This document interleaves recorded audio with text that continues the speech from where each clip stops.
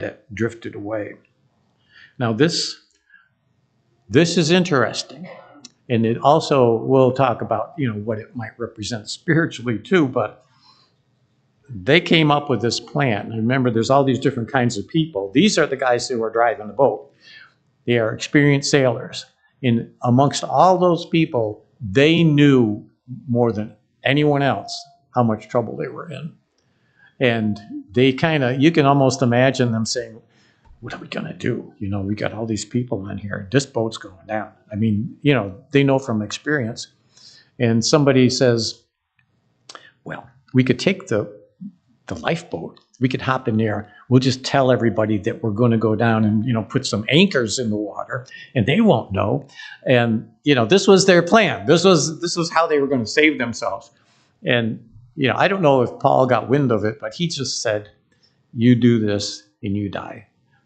And I think they conceded. I think probably deep down in, they knew, us 12 guys in a little tiny boat, or 278 people in a big giant boat, probably it makes more sense. But the fact that they cut the line, what did that mean? It means that they had conceded the fact that there was no way they could save themselves. This was their plan to save themselves. And then Paul, encouraged, well, he didn't encourage them. He just said right out, if you do this, you're going to die. So, things are just getting more and more intense, and people are becoming aware of just how bad things are getting. It's just worse and worse and worse from a human standpoint. So we continue. We finish up starting in verse 33. Just before dawn, Paul urged them all to eat. For the last 14 days, he said, you have been in constant suspense and have gone without food. You haven't eaten anything. Now I urge you, take some food. You need it to survive. Not one of you will lose a single hair from his head. And after this, he took some bread and gave thanks to God in front of them all. And then he broke it and began to eat. It's almost like they were having a communion service there, but I don't think they looked at it that way. But they were all encouraged, and they ate some food themselves. Altogether, and this is where we get the number, 276 of us on board. And when they had eaten as much as they wanted, they lightened the ship by throwing the grain into the sea. So at this point, we see this glimmer of hope. And we were talking about that yesterday, as Chuck said, us guys, after we ate our pancakes, which were very delicious. Well, I don't know if they were or not, but we were talking about heaven. And one of the things that came up in talking about heaven was, just think of the difference. If you know what's going to happen in the future, and you know that when you die, you're going to heaven, do you think that's going to change the way you live your life? I think so. Because, you might be trying to, I guess, maybe discover all these different lifeboats that you think are going to save you. But when you realize you don't need those, that you have this promise of an eternity with God in heaven, it just puts you in a position where you have this peace that doesn't make any sense at all. Peace that passes all understanding. And I think they got to this point right here. Because all of a sudden they realized, and I think this was a matter of repentance. Maybe this is what repentance is all about. Realizing that there's nothing you can do in your situation. Not one thing they could do. They had come to the point where they conceded that fact.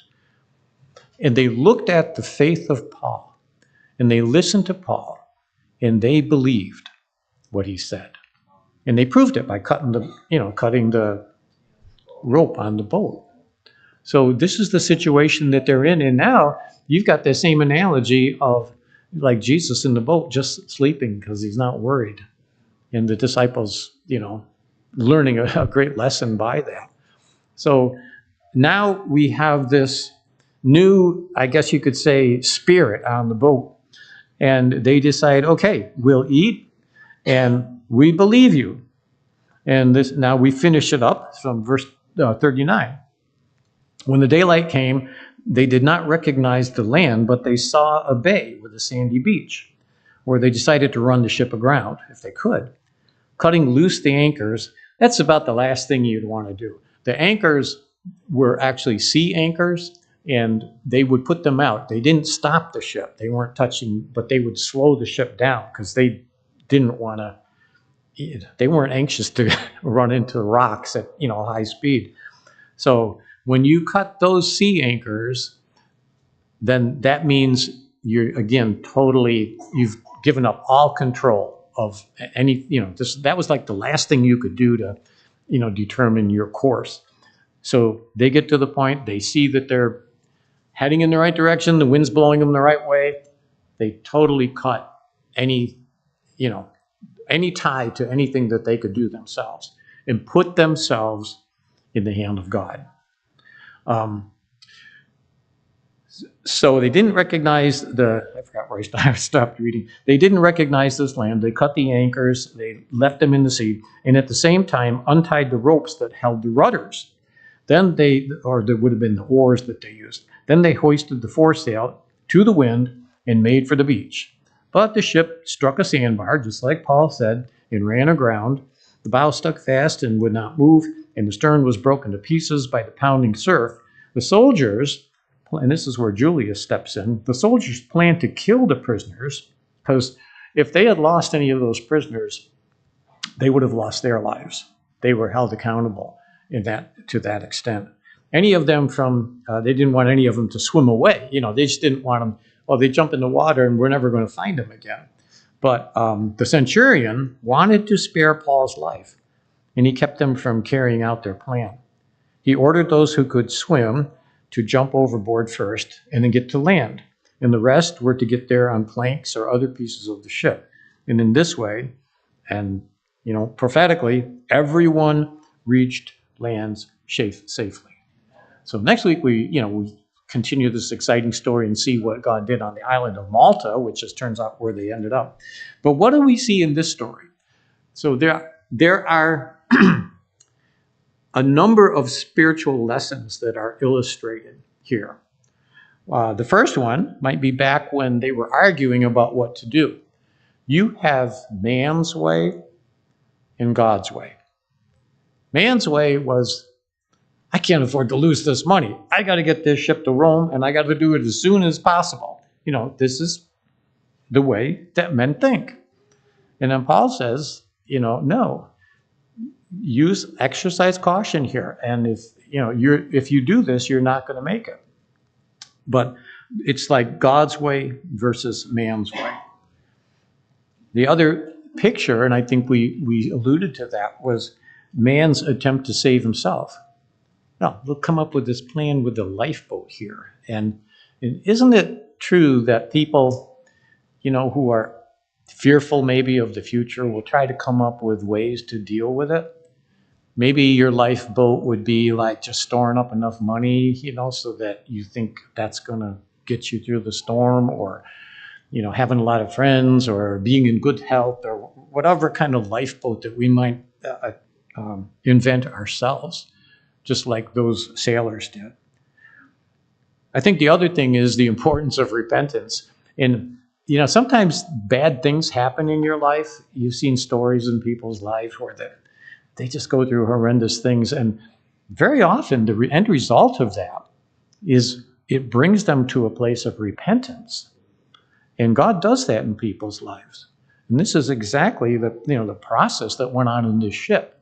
The more and more they realized how helpless they were and how dangerous their situation was, it wasn't until they finally just conceded that fact and essentially repented.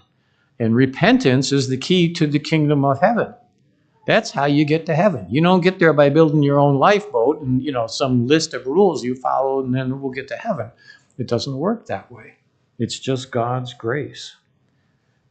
And so there is a plan of salvation revealed here too. And God has this wonderful plan for our salvation. And, we remember that every time we partake of the table. And, that picture is put before us. We know how this is all going to end and what a wonderful peace that gives us in our lives. There was one other thing that occurred to me this morning, so I didn't type it, but I wrote it down in pencil. We are the salt of the earth. Now, God is looking at that boat, and he's saying, I got to get this guy to Rome. And, so Paul is there. Remember, it's just the opposite of Jonah. Jonah was in disobedience to God, and they had to kick him off the ship to save the ship. Paul is just the opposite, because God did not want Paul to die. He wanted him in Rome, and it was his purpose. And as a result, all these people are under the umbrella of God's sovereign plan for Paul. So in that sense, we are the salt of the earth. And, the Lord sees a few, what was it in Sodom and Gomorrah? How many people are there? And the number keeps getting smaller and smaller. But it is this principle of the salt of the earth. And God had a plan for Paul, and it included ending up in Rome. So all of those people, and I don't know, you can debate theologically whether if Paul wasn't on this boat, whether they all would have died or not. I don't know. You don't need to worry about things like that. But in this case, I know for sure Paul was not going to die at sea because God wasn't done with him yet. And it's kind of like that. I mean, just overall, it's such a wonderful thing to know. I mean, even if you just look at this world that we're riding around on, planet Earth, and how vulnerable it is to so many things. And, you can go to YouTube and you can find the end of the world is this, it's going to be I don't know, you name it, some kind of catastrophe, and the world's going to end. The bottom line is God is in control, just as he was in control of that ship. It's a beautiful picture of God's sovereignty and God's control. The book of Colossians makes it clear. He is the creator and sustainer. He didn't just make the earth, but he's holding it together every single day. We know this earth isn't eternal. We know this earth is like a garment that's being worn out, and eventually it won't be necessary anymore. Right now, it's the venue for human life. And when God created it, that's what he created it for. And he always has, and he always will keep it going for as long as he needs it. So don't worry about this stuff.